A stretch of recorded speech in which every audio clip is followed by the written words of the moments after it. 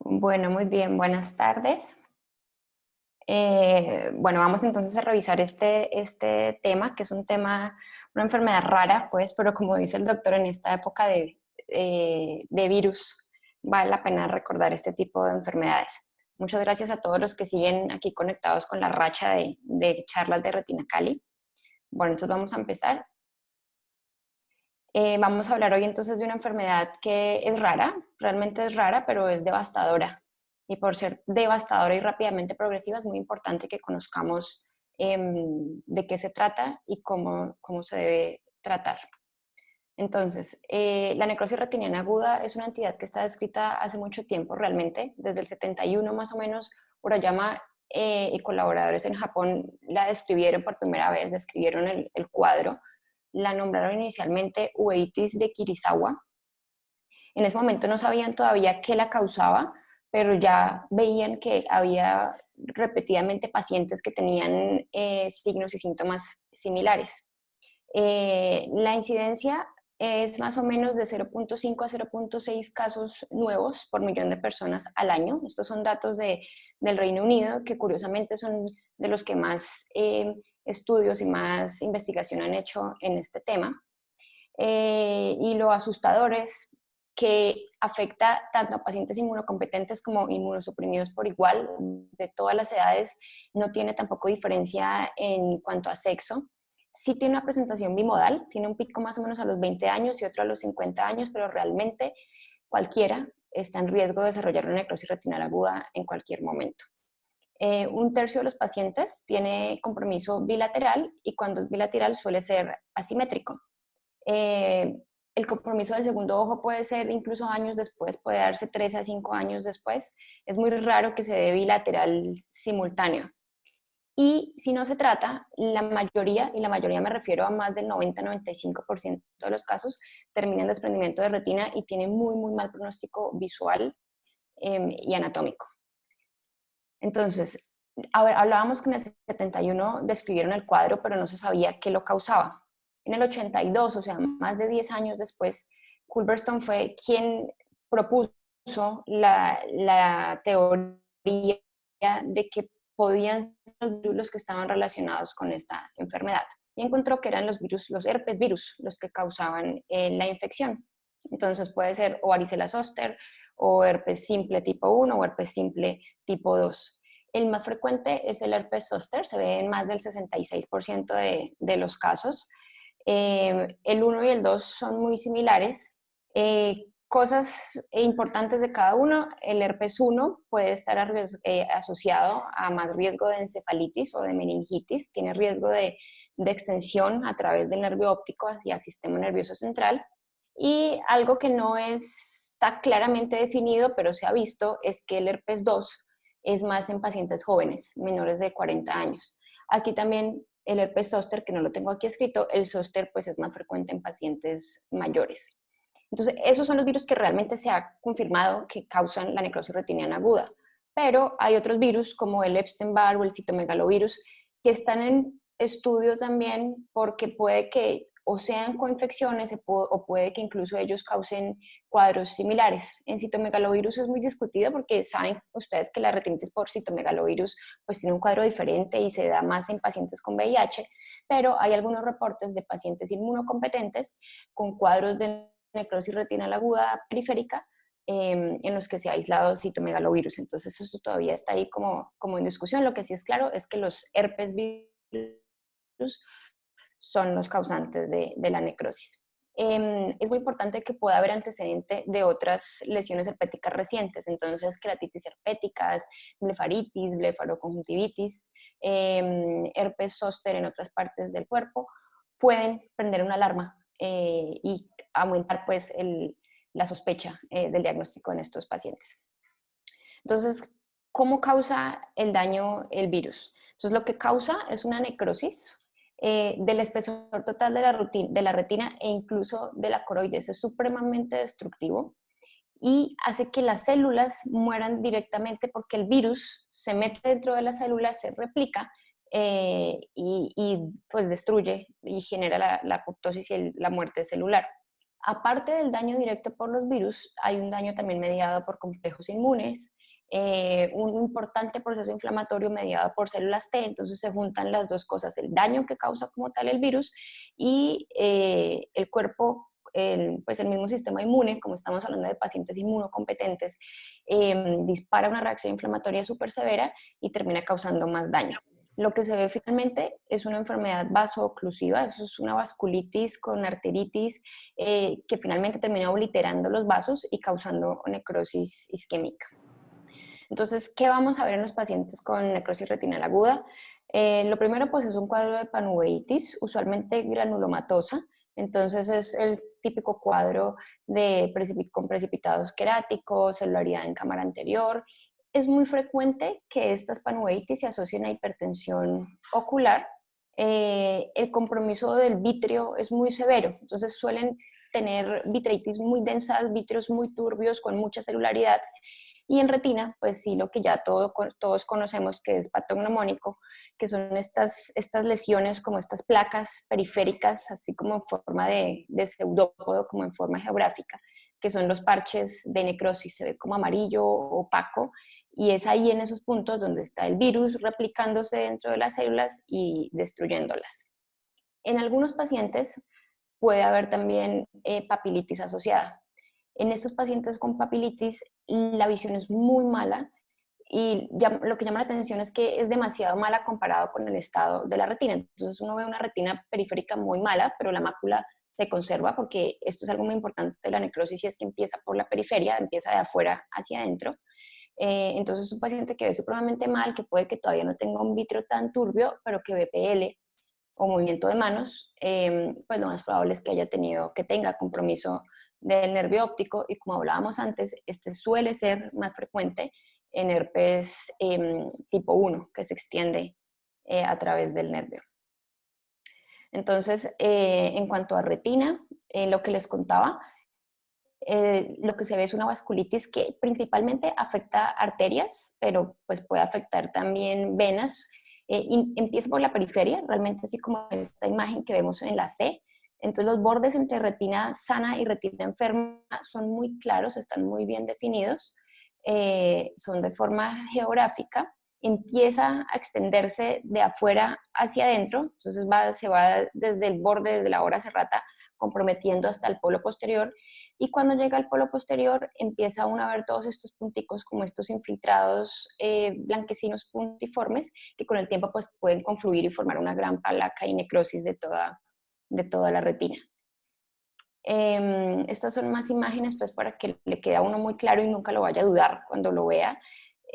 Si ven, también hay hemorragias. Estas hemorragias, es muy importante en las hemorragias que la distribución de las hemorragias es sobre los vasos sanguíneos. Entonces vean que no son hemorragias difusas regadas por toda la lesión, sino discurren a lo largo del trayecto de los vasos. Eso es importante, por ejemplo, en el diagnóstico diferencial con citomegalovirus, que ustedes saben que también hay muchas hemorragias, pero son hemorragias todas dispersas en la lesión. Acá, muy importante verlos en el trayecto de los vasos.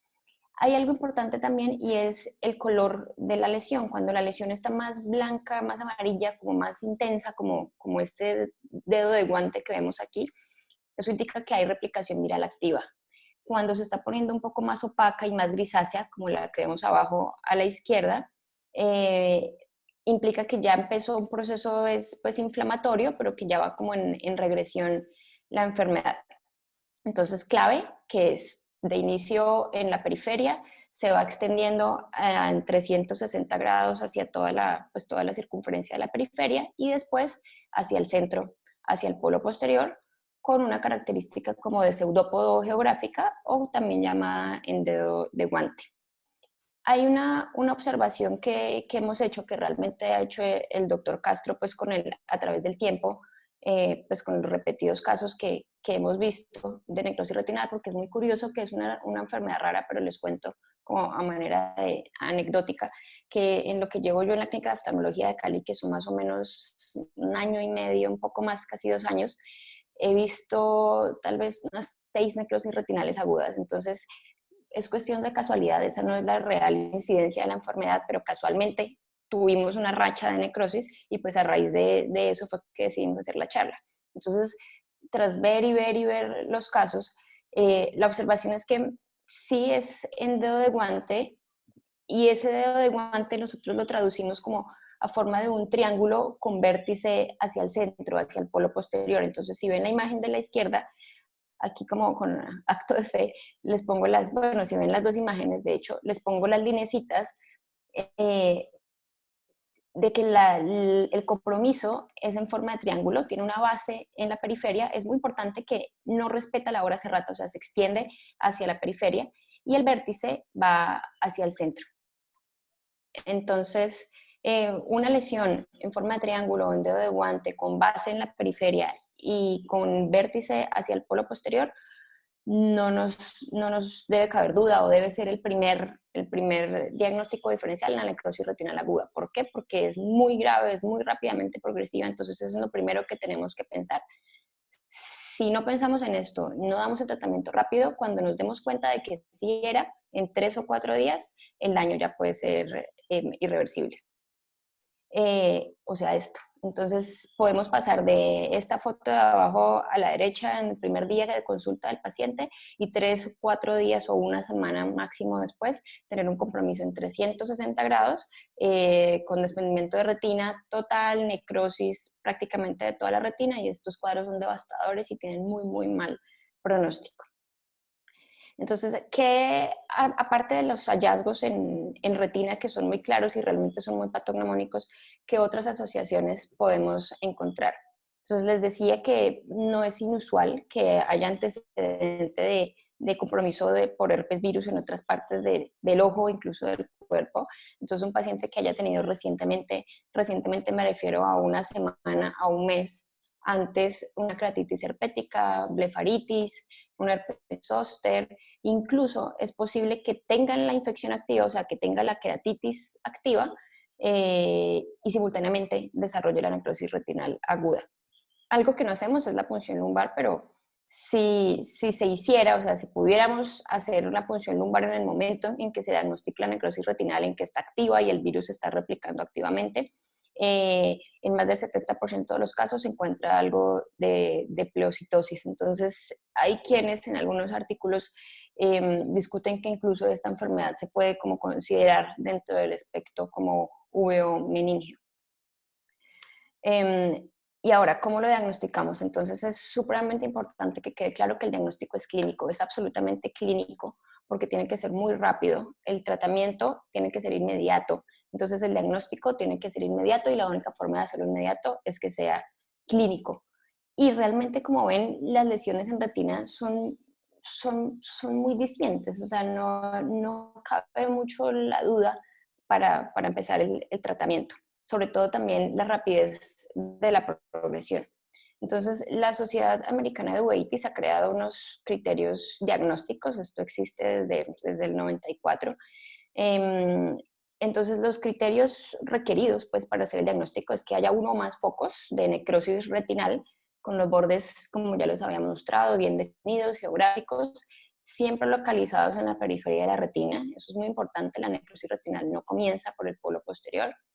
La rápida progresión de la enfermedad en ausencia de tratamiento rápido es 1, 2, 3 días en que se vuelve devastadora. La extensión circunferencial de las lesiones, que haya compromiso vasoclusivo, sobre todo arterial, aunque también puede ser venoso, y la reacción inflamatoria del vítreo es muy severa.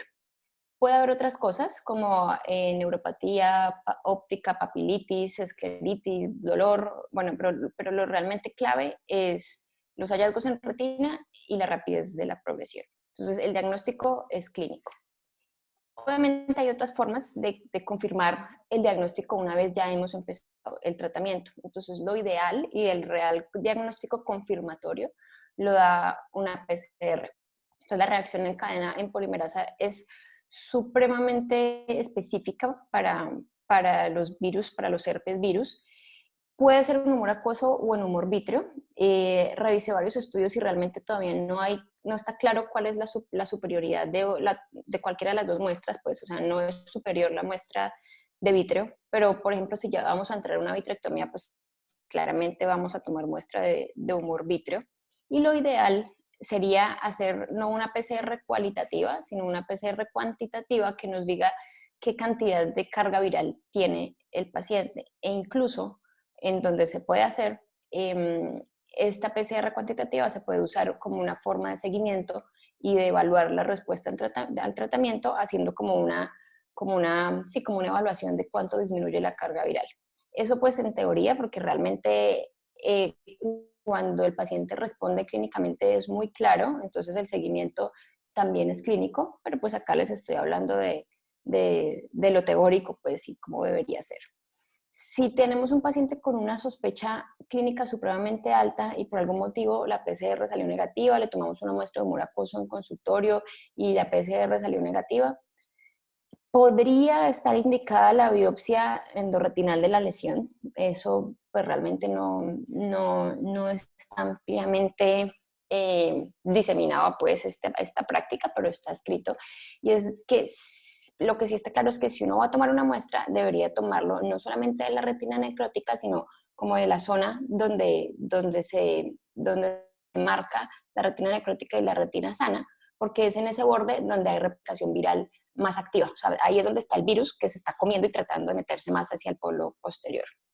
En los estadios tardíos, esto tampoco se usa ampliamente, pero está escrito, se puede usar el coeficiente de Goldman-Whitmer, que de hecho se usa para muchas otras infecciones. Entonces, en el coeficiente de Goldman-Whitmer lo que se hace es tomar anticuerpos séricos y anticuerpos en humor acuoso y se compara. Entonces, cuando es mayor de 4, lo que habla es de que hay mayor producción de anticuerpos a nivel local, o sea, a nivel intraocular, y eso es un test pues, positivo.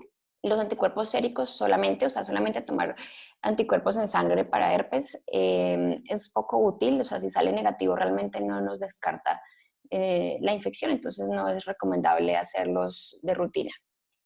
Lo importante es que no se debe retardar el tratamiento en espera del resultado de la PCR, porque como ya dijimos, el diagnóstico es clínico, la PCR es una cosa más confirmatoria, es más para saber qué tipo de herpes es, pero el tratamiento no puede depender de la PCR. Y más aquí en países como nuestro, acá en Colombia, en que el resultado de la PCR se puede demorar hasta 15 días.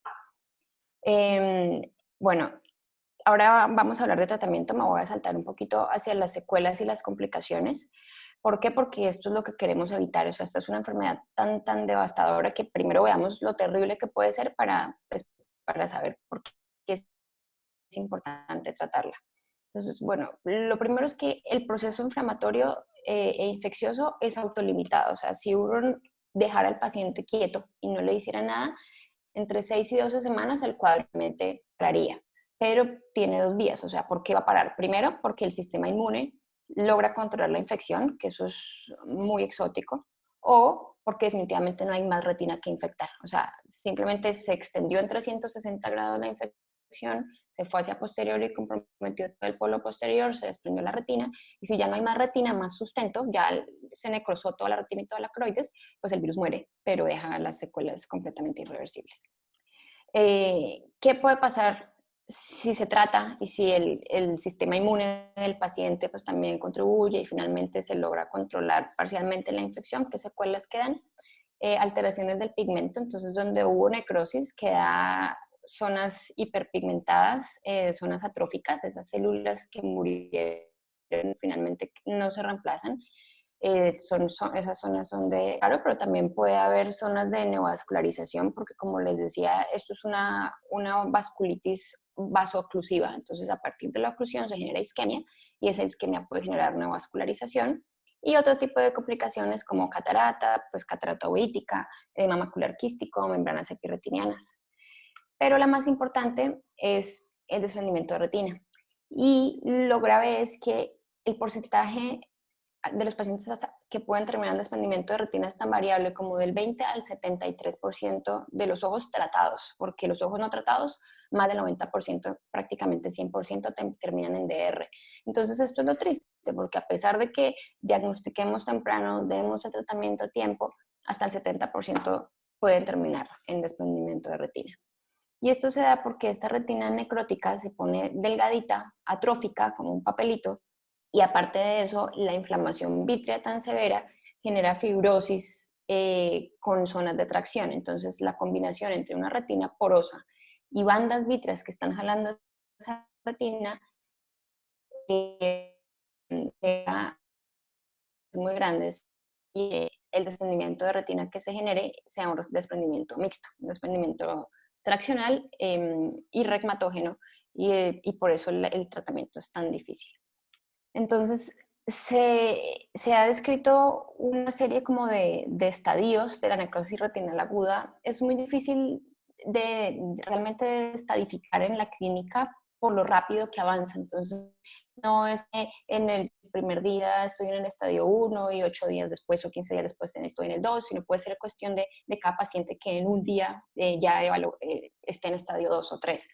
Pero como está descrito, es que en el estadio 1 lo que se ve es una retinitis necrotizante, como ya vimos las fotos, con zonas pues, de retinitis periférica confluente, puede haber papilitis, puede haber edema macular.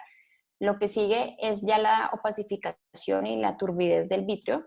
En el vítreo, en muestras pues, patológicas que han tomado del vítreo, se han encontrado incluso pedazos de retina, trozos de retina, porque la retina está tan necrótica que se deshace y quedan volando pedacitos de retina. Entonces se han encontrado incluso fotorreceptores en el vítreo. En el estadio 3, la necrosis regresaría, que es lo que les decía, o sea, esto es autolimitado más o menos a las 12 semanas. Ya vería uno que la necrosis regresa, pero pues sí comprometió hasta el polo posterior, queda toda una zona pigmentada con contracción y condensación de la base del vítreo, y finalmente, pues, desprendimiento de retina. Eso es como la historia natural de la enfermedad cuando no se trata. Entonces, ahora es importante hacer el diagnóstico diferencial con otras enfermedades. Esta es la primera que debemos pensar porque es la más grave, pero hay cosas que se le parecen que nos podrían confundir. Entonces, una de las, pues acá está una lista larga de enfermedades de diagnóstico diferencial, pero las tres primeras son las más, como las que más podrían prestarse para confusiones. Entonces, primero, la retinitis por retinitis por citomegalovirus, recordemos que es mucho más frecuente, es casi exclusiva de pacientes con VIH, entonces ahí está el primer punto que prácticamente diagnóstico diferencial, porque recuerden que la necrosis retinal aguda es de pacientes. Entonces, lo vamos a ver pacientes con VIH. El compromiso es mucho más posterior, no es tan periférico, no es a nivel de la obra serrata, sino el polo posterior. Las hemorragias, como hablábamos al comienzo, aquí son hemorragias que están difusas por toda la lesión. De hecho, recuerden que a esto le dicen que tiene un aspecto como de pizza de queso con pepperoni, y la necrosis parece como queso suizo. Lo otro es que la inflamación vítrea en estos pacientes con citomegalovirus es mucho menos agresiva, en parte porque como son inmunocomprometidos, pues no tienen la posibilidad de generar tanta inflamación. Este es otro cuadro de citomegalovirus, entonces que sí se puede prestar para confusión, pero realmente no es un diagnóstico diferencial difícil. La segunda es la toxoplasmosis, entonces toxoplasma pues es muy frecuente en Latinoamérica, es muy frecuente en Colombia, y siempre que vemos una panueitis con vitreitis, lo primero que pensamos es toxoplasma. Y el toxoplasma tiene muchas formas de presentación. Sí es verdad que la mayoría de toxoplasmas no, realmente no la mayoría, pero pues hay muchos toxoplasmas que son en polo posterior, como este, que pues aquí no hay lugar a duda de que es toxo y no herpes, pero por ejemplo, esta otra imagen sí podría ponerla a dudar a uno, además es como un dedito de guante también, por decirlo así, está periférica. Aquí lo importante es lograr hacer el fondo de ojo muy periférico, o sea, poder lograr ver hasta la hora serrata, ya sea con lente de 3 espejos o con indentación o como más se nos facilite, pero tratar de ver hasta qué punto compromete la lesión posterior. Generalmente en el toxo hay una zona de retina sana entre la hora serrata y la lesión, mientras que en la necrosis retinal aguda se compromete hasta la periferia completa, pues hasta la coroides, la pars plana. También está la retinitis por sífilis. Sífilis, pues sí, ya sabemos que es la más confundidora de todas. Entonces, la sífilis tiene múltiples formas de presentación. Aquí lo clave sería la rapidez de la progresión de la enfermedad y pues las pruebas treponémicas y no treponémicas, que en sífilis sí ayudan mucho. Igual en toxo también saben que los anticuerpos en sangre pues no son definitivos, pero son útiles. Bueno, y otra de las enfermedades que también podría confundirnos es el síndrome de necrosis retinal externa progresiva. Este también es causado por herpes, también es un tipo de necrosis retinal, pero como el citomegalovirus es exclusiva de pacientes con VIH y de hecho esa es exclusiva de varicela zoster, no herpes 1 ni herpes 2. El punto es que las lesiones son muy parecidas, pero comienzan al revés. Aquí no empieza el compromiso desde la periferia hacia el centro, sino desde el centro hacia la periferia. Entonces es muy rápidamente progresivo también, pero ese cuadro de afuera, de adentro hacia afuera, pues nos quita la confusión. Estas opacidades y zonas de necrosis retinocoroideas son inicialmente parafoveales, multifocales. Es muy importante aquí que la inflamación del segmento anterior y del vidrio es muy severa, precisamente porque los pacientes son inmunocomprometidos, y no es usual que haya vasculitis. Entonces, vean, comienza como desde la parafobia, con estos infiltrados como zonas de necrosis parchada que se va volviendo confluente y se extiende hacia la periferia. Finalmente puede terminar en cuadros tan terribles como este desprendimiento de retina total y necrosis prácticamente de toda la retina. En este punto sí sería difícil diferenciarlo de la necrosis retinal aguda, pero con el antecedente del VIH y con el seguimiento, pues uno podría hacer la diferenciación. Y entonces ahora, ¿cómo se trata? Desde mucho tiempo, vean, este es del 86 y Blumenkrantz es el que comenzó como a escribir sobre esto. De hecho, hay artículos de él desde el 81, en el que ya está claro y está demostrado que el aciclovir endovenoso actúa eficazmente sobre el virus, sobre cualquiera de los 3 herpes en la retina.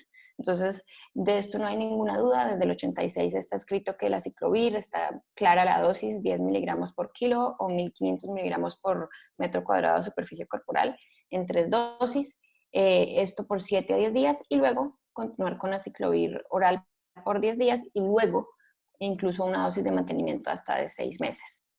Con eso se ha visto que las lesiones tienden a regresar. Regresar no quiere decir que desaparezcan, sino que hacen el proceso que ya hablamos previamente, y es que la zona donde estaba la necrosis tiene como una transformación de pigmento y de atrofia.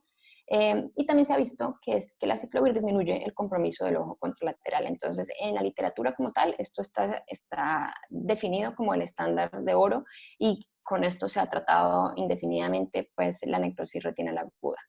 Pero desde más o menos 1994, un poquito antes, se empezó a discutir la posibilidad de tratar a estos pacientes con antiviral oral. O sea, ¿cuál realmente es necesario hospitalizar al paciente por una semana, ponerle aciclovir endovenoso? O sea, ¿qué tan necesario era esto y qué otras alternativas hay? Bueno, esto es para mostrarles que después del 86 que se describió lo del aciclovir, vienen muchos otros estudios que lo confirman. Pero entonces ahora aparecen los antivirales orales y viene la duda, ¿cuál usamos? Entonces, el principal, pues, el representante pues, de estos antivirales orales en la necrosis retinal aguda y con el que más se ha hecho estudios es con el valaciclovir. Entonces, el valaciclovir es una prodroga del aciclovir. El valaciclovir viene pues, en tabletas, viene de 500 gramos, de 500 miligramos, de 1 gramo o de 2 gramos. El valaciclovir, una vez es consumido rápidamente, se convierte en aciclovir. Tiene una biodisponibilidad mucho más alta que el aciclovir oral. Entonces, oral, no endovenoso. O sea, si yo me tomo una pasta de aciclovir oral y me tomo una pasta de valaciclovir, la biodisponibilidad es mucho mayor del valaciclovir. Y en concentraciones séricas, en estudios de concentración en sangre, se logró encontrar que una dosis de 2 gramos vía oral cada 6 horas, de hecho acá puse cada 6 horas, pero es de cada 8 horas, es igual o es equivalente a la dosis de aciclovir endovenoso de 10 miligramos por kilo cada 8 horas. Y a largo plazo, más o menos a 5 años son los estudios, no hay diferencia en la agudeza visual final ni en el porcentaje de desprendimiento de retina. Entonces, estos son estudios de no superioridad. Lo que dicen es que el valaciclovir no es mejor que el aciclovir, pero es igual en resultados funcionales y en resultados anatómicos. Entonces, si son iguales en esto, ¿en qué puede ser superior el uno del otro? Esta es una revisión de la academia en la que lo que se hizo fue evaluar en cuanto a costos, en cuanto a plata, cuánto cuesta tratar una necrosis retinal aguda pues, en Estados Unidos. Comparando los orales contra el endovenoso. Ellos tienen allá famciclovir, entonces la idea es que compararon cuánto dura tratar durante 10 días una persona con valaciclovir a dosis de 1 gramo cada 8 horas, cuánto cuesta tratar con famciclovir a esta dosis y cuánto cuesta tratar con aciclovir endovenoso, o sea, estando hospitalizado. Esos son los costos del medicamento como tal, 370, $300 y $600. Pero a los que se tratan con aciclovir endovenoso hay que sumarles la hospitalización. Entonces, cada día de hospitalización en Estados Unidos para 2017, que es este estudio, puede costar entre $1,600 y $2,000 según el centro donde se hospitalice. Entonces, en costos, el aciclovir es muchísimo más costoso que los antivirales orales. Y si en resultados anatómicos y funcionales el resultado es igual, pues no hay duda que nos quedamos con el valaciclovir oral. Además, el valaciclovir oral ya se consigue realmente fácil en casi todos los países del mundo. Nosotros lo conseguimos con mucha facilidad aquí en Colombia. A los pacientes de EPS con MIPRES se los entregan y pues realmente nos ha ido muy bien con este tratamiento. Entonces, en cuanto a tratamiento sistémico, nos quedamos con valaciclovir. Pero, ¿qué más le podemos hacer a estos pacientes? Bueno, perdónenme porque aquí hay una cosa importante. Y es que muchos de los estudios inicialmente con valaciclovir, como ven acá, dosis de 1 gramo 8 horas. Como les decía antes, la dosis que realmente equipara la concentración sérica de aciclovir de 10 miligramos por kilo no es 1 gramo cada 8 horas, es 2 gramos cada 8 horas. Entonces, hay estudios que dicen, ¿y si les damos 2 gramos cada 6 horas para superar la dosis del aciclovir endovenoso? ¿Qué pasa? ¿Qué tanto daño renal y qué tanto daño hepático puede causar el valaciclovir? Porque tiene metabolismo hepático y eliminación renal. No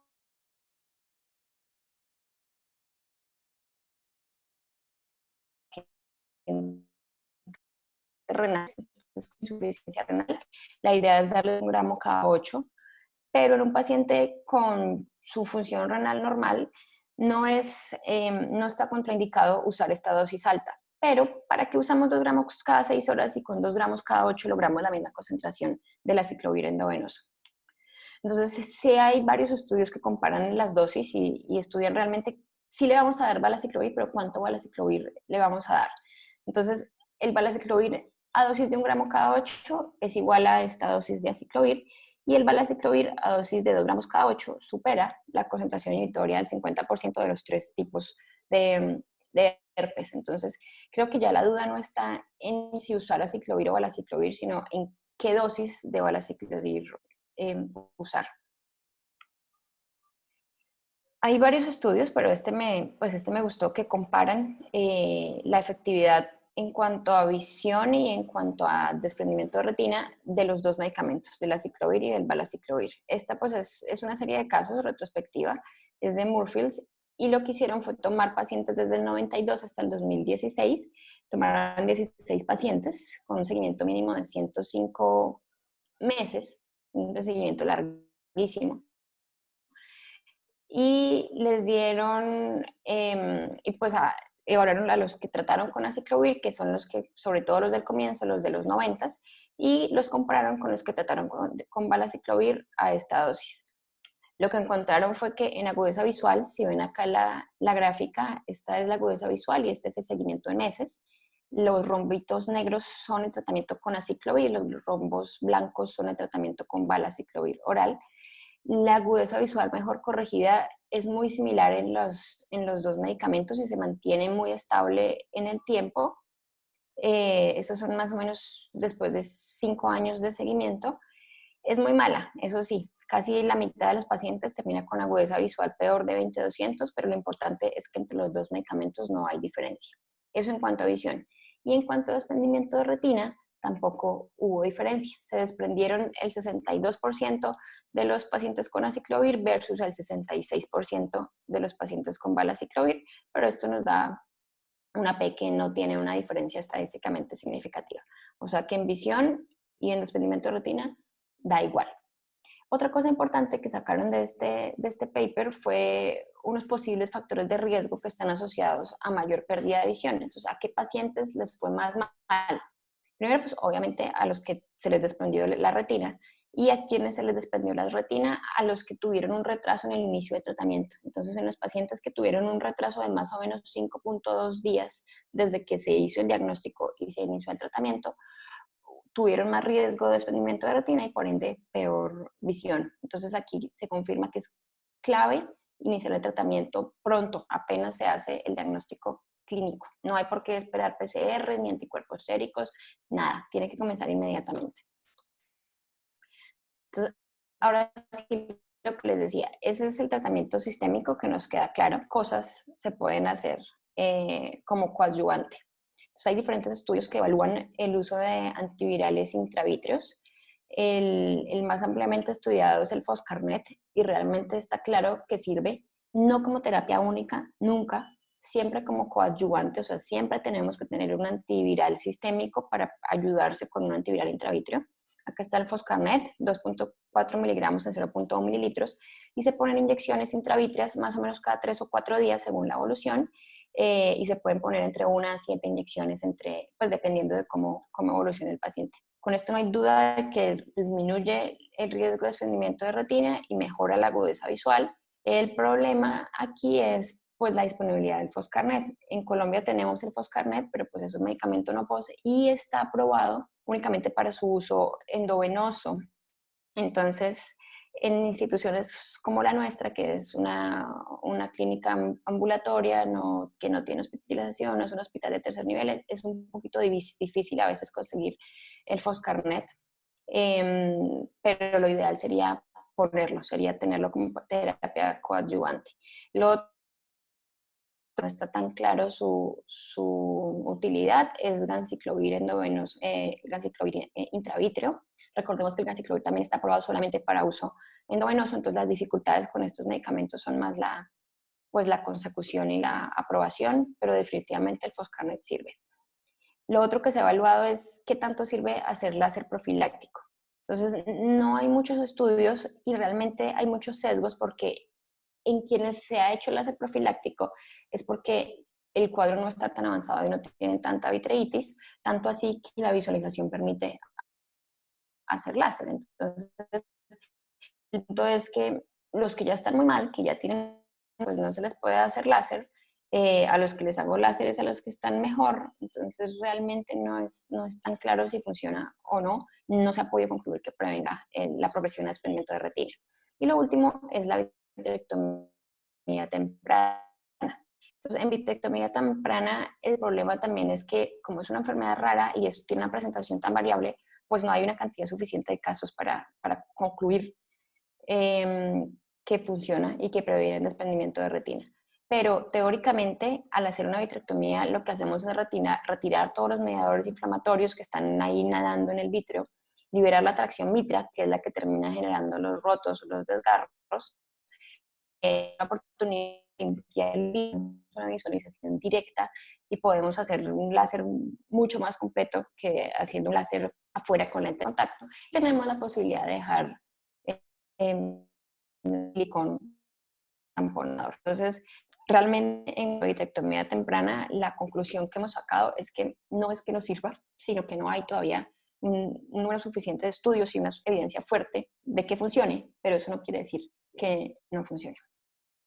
Entonces, después de todo esto, ¿qué hacer? Lo que decidimos hacer fue como una guía de manejo de cómo vamos a tratar nuestros pacientes de necrosis retinal aguda en la clínica, porque si uno va a buscar en la literatura, realmente no hay un consenso de cómo se trata, con qué se trata, cada cuánto se trata y ni cómo es el seguimiento.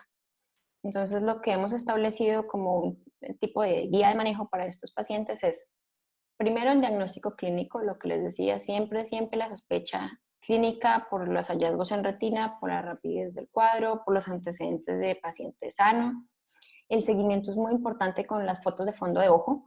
Realmente si uno es muy claro cuando pide las fotos y pide que por favor hagan una foto con enfoque en tal parte de la periferia o quienes tienen acceso a fotos de campo amplio, es muy importante tener el seguimiento imagenológico, pues de cómo se va extendiendo la lesión.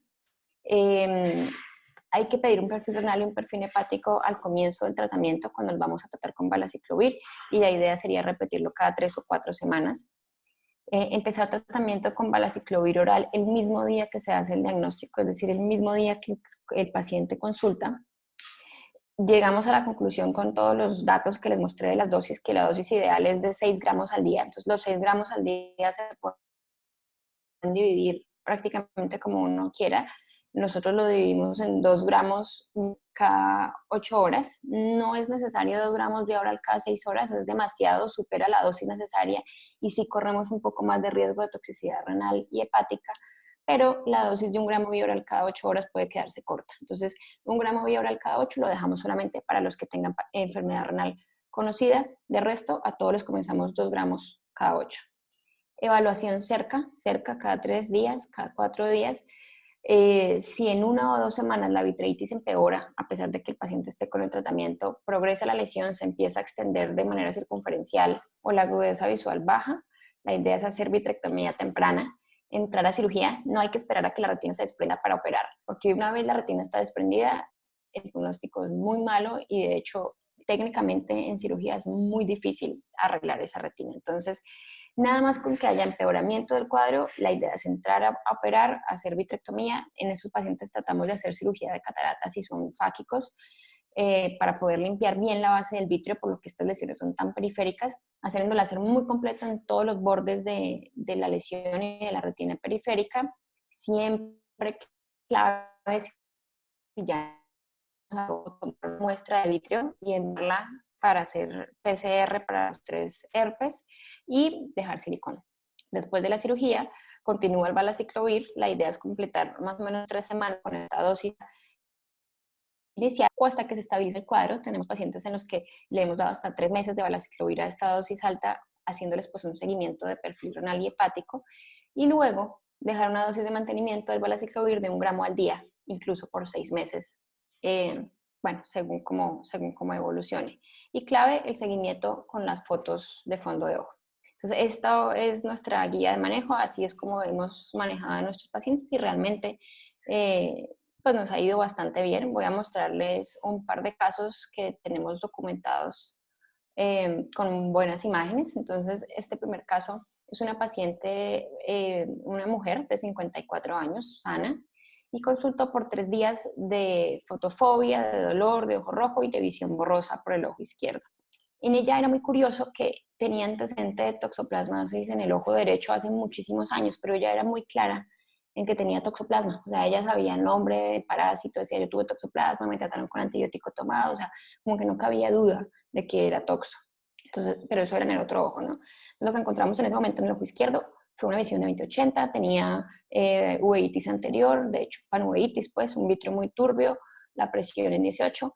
No tengo foto aquí de la retina inicial, pero tenía una lesión en M9 muy característica, pues en dedo de guante, con hemorragias a lo largo de los vasos sanguíneos.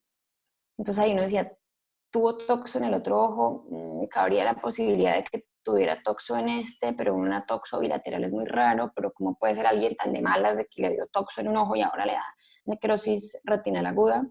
Esta es la foto del ojo contralateral, o sea, del ojo de la supuesta toxo de hace 24 años. Uno ve la imagen muy periférica, incluso puede que tenga también este aspecto en dedo de guante, nos causó pues mucha curiosidad y de hecho este es el momento en que no sabemos si este ojo también tuvo una necrosis retinal aguda y ahora tantos años después se desarrolló en el otro ojo.